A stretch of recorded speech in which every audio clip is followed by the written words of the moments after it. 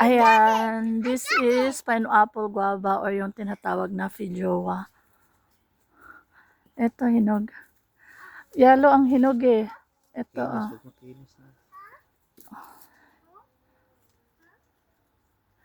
Ito, feijoa or tinatawag na pineapple guava. Yung nahuhulog yung hinog. Yun ang kukunin mo. Kasi sayang. Ito mga hinog na yan.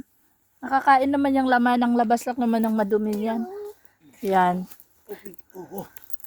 Yan, nagha-harvest kami. Hindi naman namin tanim to, pero nakikikain lang kami, nakikikuha.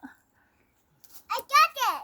Oh, you got it. No, don't waste that. I got it. No. It's not good for eating. It's still young. You must pick the old one. The old one that can be ripened. Kuha muna kami. Dahil palang ano rito. Yung nalaglag lang. Ayan. Feijoa. Meron doon hinog. Hinog na hinog dito sa taas. Ito Here. Dala ka ng ano. Tama na yan. It will be enough. Magbukas ka nga ng isa, Hads. Pasample natin. Mga lemon sila dito.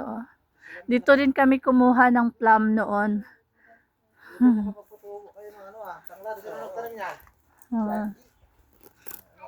Ito ang may-ari ng hacienda dito.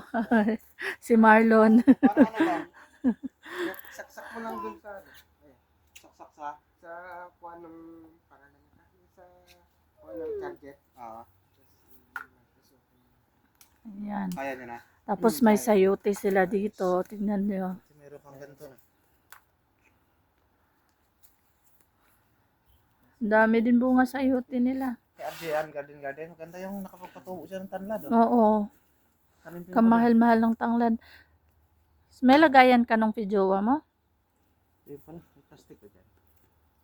Yung mga lumang box. Pwede yan.